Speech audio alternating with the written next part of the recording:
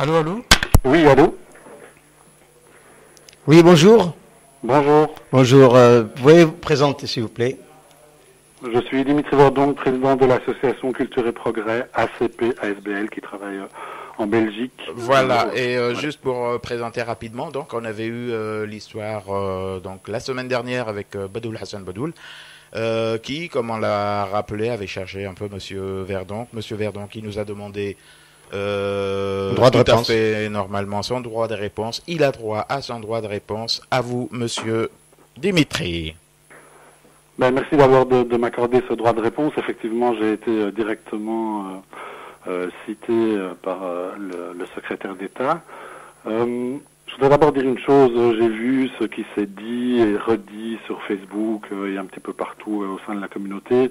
Je voudrais d'abord vous féliciter parce que c'est clair que le travail de journaliste n'est pas un travail facile, surtout dans un contexte comme celui-là.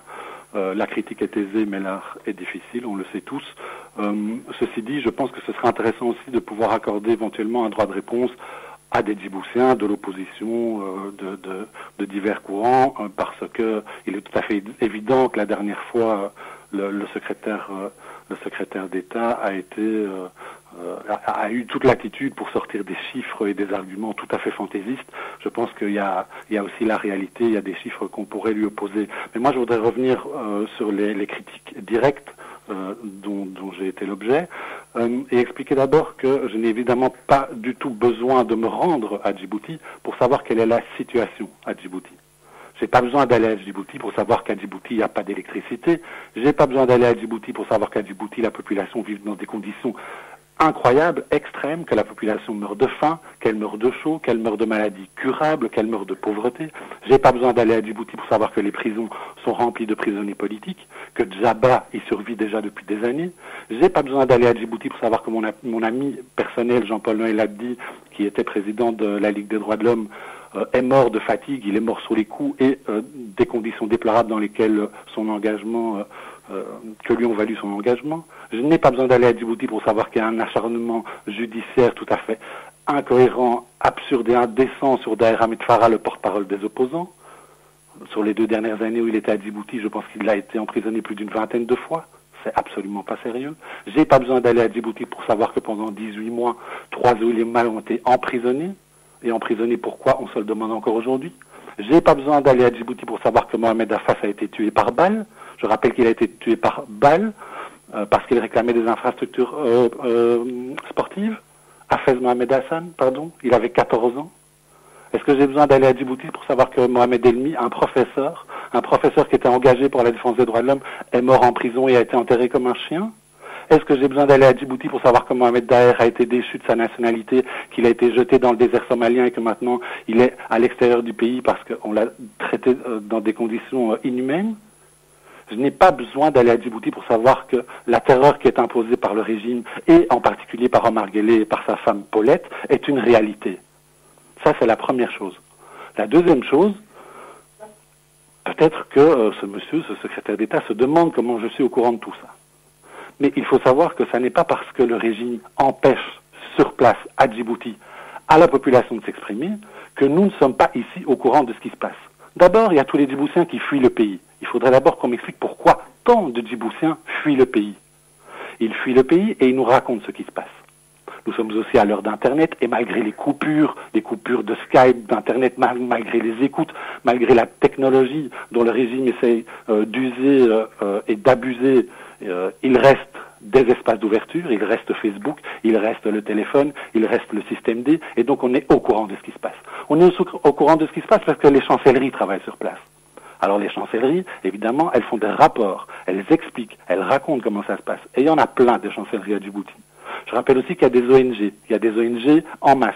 Il y a Amnesty International, il y a la FIDH, il y a l'Organisation mondiale contre la torture.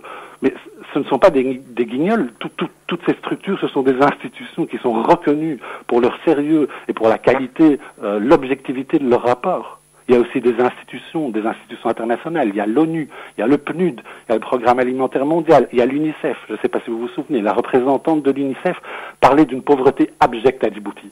Est-ce que c'est moi qui invente tout ça? Non. Ce sont des gens qui sont à Djibouti, qui connaissent la réalité de terrain. Et puis il y a aussi les opposants. Il y a l'USN, il y a l'USN extérieur, il y a le mouvement Djibouti 2016. Il y a énormément de structures et de gens qui font un témoignage hallucinant de la réalité à Djibouti. Alors évidemment, toutes ces informations se recoupent et le seul qui a un avis divergent, c'est le régime. Donc je laisse aux gens le soin de faire la part des choses. Alors, un troisième point sur lequel je voudrais revenir, c'est sur l'accusation de néocolonialisme. Je ne l'accepte vraiment pas du tout. Parce que me faire passer pour un raciste, d'abord, c'est absurde. C'est évidemment bien essayé, mais c'est tout à fait absurde. Pourquoi est-ce que moi, je suis autorisé à parler de Djibouti? Je suis d'abord autorisé à parler de Djibouti parce que je suis un être humain. Et à ce titre, j'ai le droit de critiquer absolument n'importe qui et de donner mon avis ici sur tout ce qui se passe sur cette planète. Je suis aussi un Européen. Vous savez que Djibouti, elle vit avec de l'argent qui vient de l'Union européenne. L'Union européenne, c'est le premier bailleur de fonds à Djibouti. Ça veut dire quoi? Ça veut dire que l'Union européenne injecte des millions d'euros chaque année pour Djibouti. Vous avez bien entendu, j'ai dit des millions d'euros.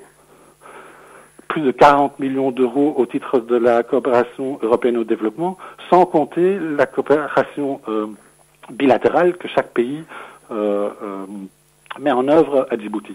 Je ne parle évidemment pas de l'argent qui va directement dans la poche du président. Ce qui va directement dans la poche du président, c'est par exemple les 40 millions d'euros chaque année pour l'allocation de la base militaire. La France, les États-Unis, les Japonais, tout le monde va sortir de l'argent de l'État et va le mettre directement dans la poche du président.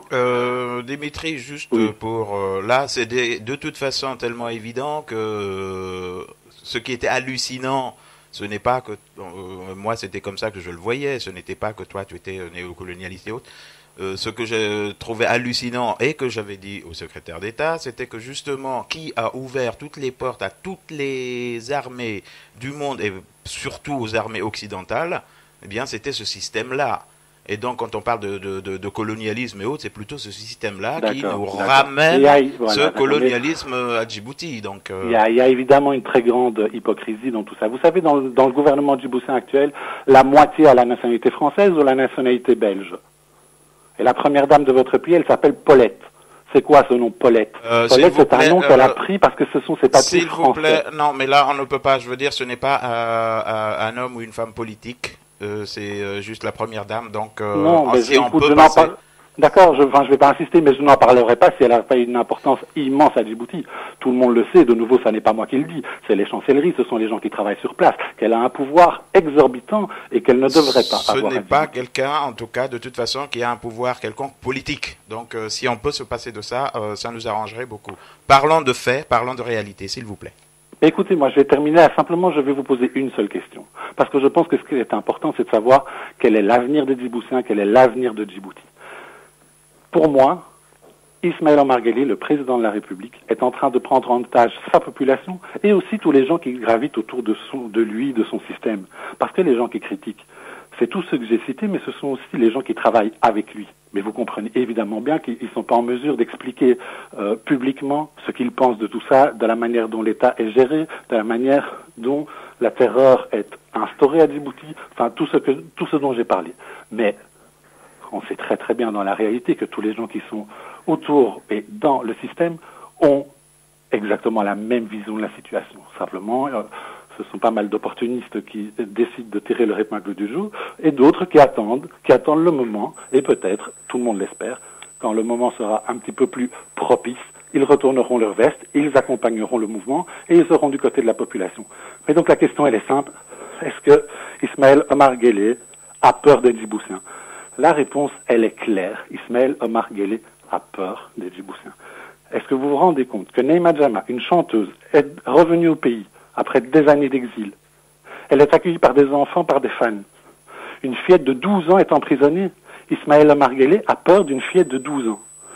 Je pense que c'est ça qu'il faut retenir. Il faut retenir que le régime est très affaibli, que c'est l'heure de la mobilisation, et donc j'appelle tous les Djiboutiens, j'appelle les structures de défense des droits humains, j'appelle tous les gens qui, d'une manière ou d'une autre, sont engagés pour le développement et pour le bien-être de Djiboutiens, de travailler efficacement. Un dernier mot, Je voudrais quand même aussi souligner le travail excellent qui a été fait par nos amis, mes amis socialistes français, parce qu'il y a évidemment aussi, au niveau politique, des gens qui décident maintenant de s'engager. Et donc, je considère que c'est une excellente chose que la France, par l'intermédiaire, en tout cas pour l'instant, du Parti socialiste, s'engage et exprime clairement que la situation est intolérable et ne peut pas durer. Merci beaucoup Dimitri. Merci à vous. Voilà, c'était donc le droit de réponse de Dimitri Verdon, droit de réponse qu'on lui a accordé, et c'était quelque chose de naturel, je veux dire, vu l'attaque qu'il avait eue la semaine dernière.